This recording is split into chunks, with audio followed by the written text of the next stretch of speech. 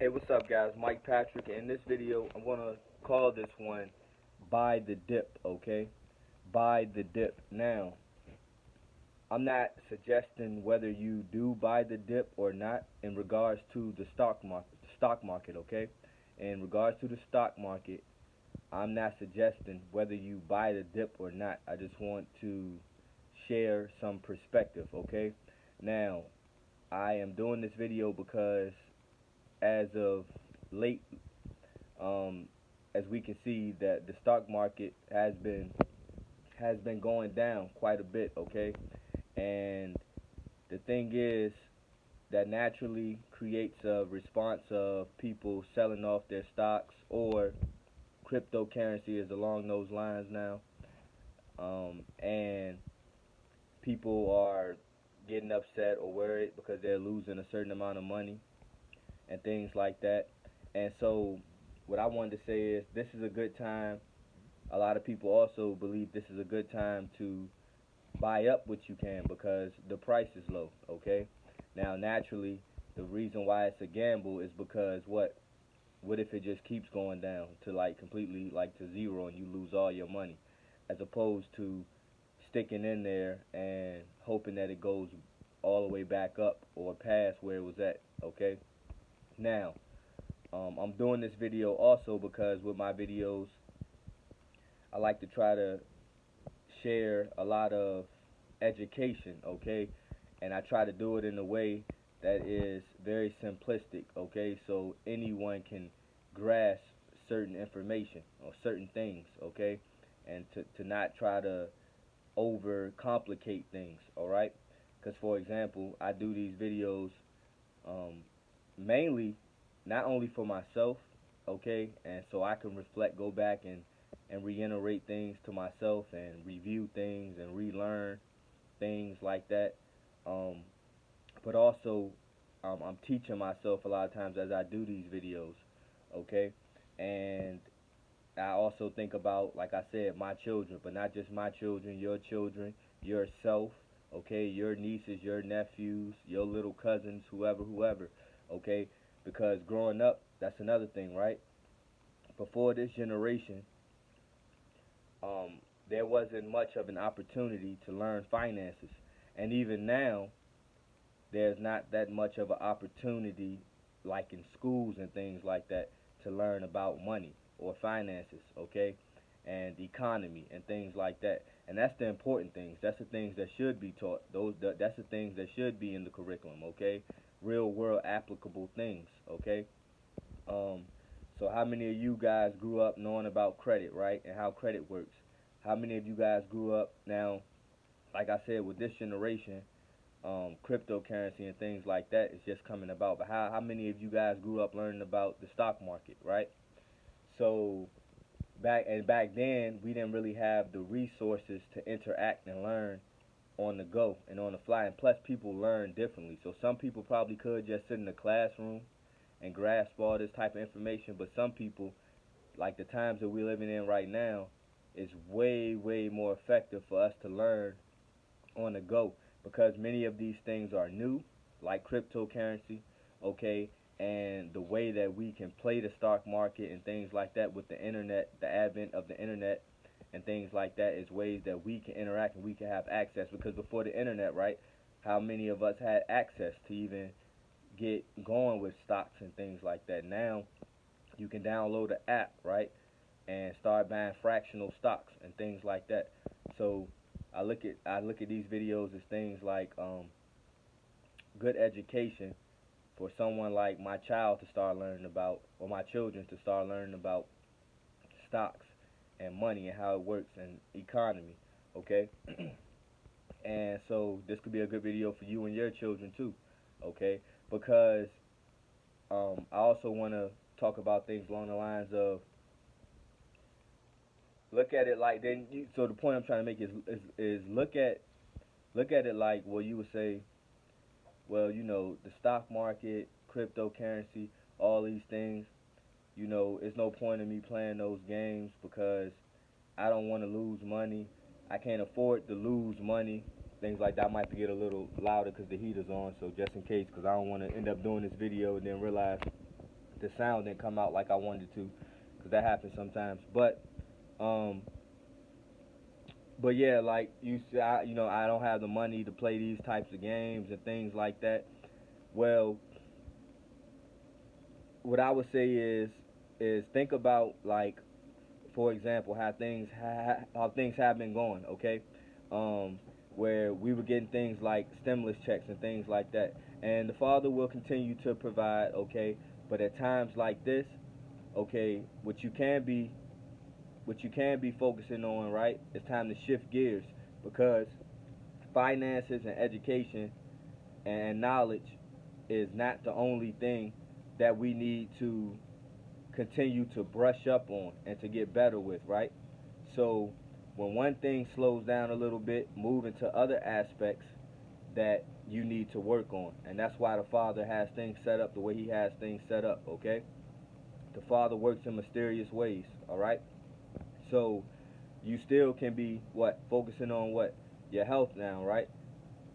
How you're eating, how you're taking care of your body, okay? How you taking care of your children's body, how you influencing other people around you to do the same thing, okay? um, you can focus on relationships, okay? Relationships, getting better relationships, or maintaining good relationships, or always enhancing relationships of friends, family, loved ones, people in the community, okay? And things like that, okay? Until things shift, and then you're able to more so work on finances and things like that again, okay? Um, some people have the mentality of, well, if the stock market is crashing or whatever, cryptos, you know how anything, especially when it's new, you're gonna have your naysayers, you're gonna have people who don't believe in anything because something is new, and so they refuse to accept the fact that things are changing in a certain type of way. So if you're used to the old financial system, then you might not believe in the new one that the ground is being laid for. Okay? So I get all that, okay? But look at it this way, all right? Um, the times when you have money that I guess you can consider to be extra, okay? And if you do have extra money, why not do things like learn about the stock market? You know what I mean? Learn about cryptocurrency, invest in these things. And when I say learn, I mean get into it. You know what I mean? Actually get into it, because the best way to learn is on the go for some people. Okay, what I'm saying? Get in there and learn as you go. You know what I mean? I never forget when I first started boxing, and one of the gyms that I went to, this was up in the Charlottesville area, and it was a boxing gym that I went to in the area. It wasn't in Charlottesville, but it was nearby.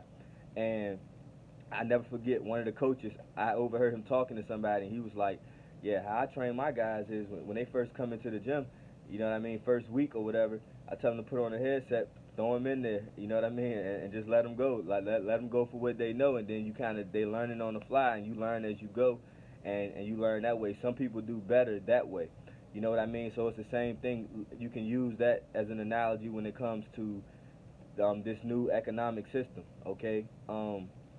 Get in there, you know what I mean? Download the app.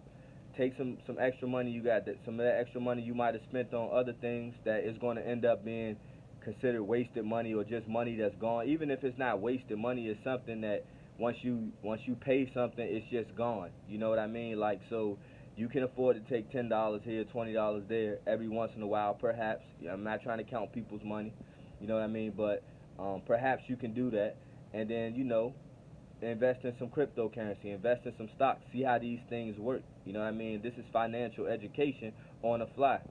Same thing with credit and things like that. We have all type of resources now to understand credit. Like, most of us didn't understand credit, don't understand credit. But it's not that hard to understand. But when somebody's trying to explain it to you before we had the internet and things like that, and some of these resources, then it was hard to understand. You know what I mean? But when you're actively engaging in these things, then it's easier for you to learn them. Okay. So, for example, we got things like Credit Karma now. Um, if you if you actually get a credit card, I don't even want to speak on once you get a credit card, because in order to get a credit card, you have to have credit, so you gotta know how to establish credit first. But we have resources now that we didn't have before. Before you could just be out back. If wasn't nobody trying to co-sign for you to give you a chance, if and things like that was kind of hard for you to just get started with credit. Now it's different little accounts and secured credit cards and things where you can use your own money and borrow against your own money and things like that, and to start to establish credit so you can get an unsecured card and things like that. And then with apps and websites like Credit Karma and things, you can actively every day check your credit activity. Whereas before you had to get like an annual credit report sent to the mail, and how many people didn't know what was on their credit and things like that. You can keep up with all that now. You know what I mean? Easier, way easier. Okay, and these things, as you're just like how we deal with Facebook or Instagram and TikTok and things like that every day, you could do the same thing with these apps.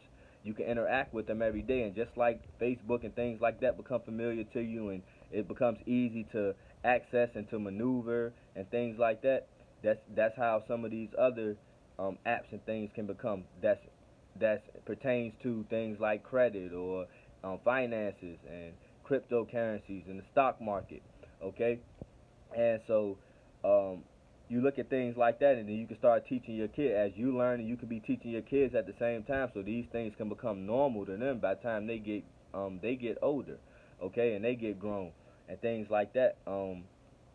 No different than like how old is some older people now who don't want to touch a cell phone because they didn't grow up on that. You know what I mean? But and the same thing with us. Like we're not as advanced in regards of technology as our children were. If you were a millennial or something, because we got the internet at the like we were like probably preteens when the internet just came out. Then it takes time to learn things, and then the internet didn't evolve, and technology didn't evolve into like cell phones and handheld devices that you could just walk around with and get familiar with and become one with, so to speak, until later on to maybe our teenage years, our late teenage years, okay? If you like in your 30s or something.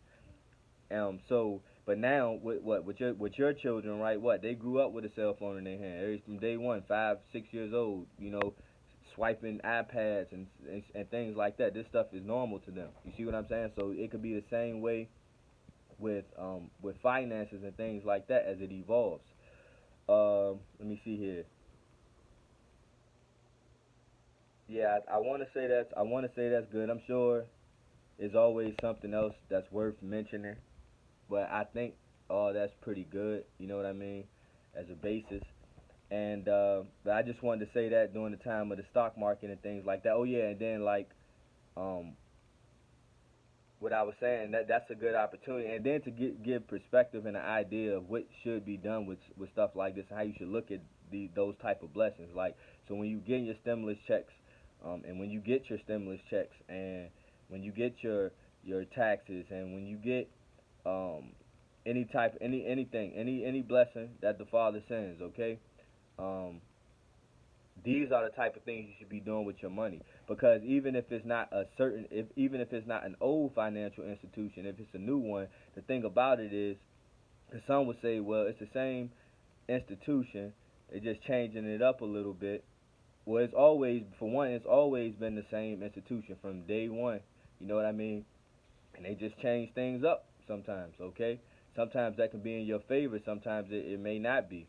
um what I would say to that is like,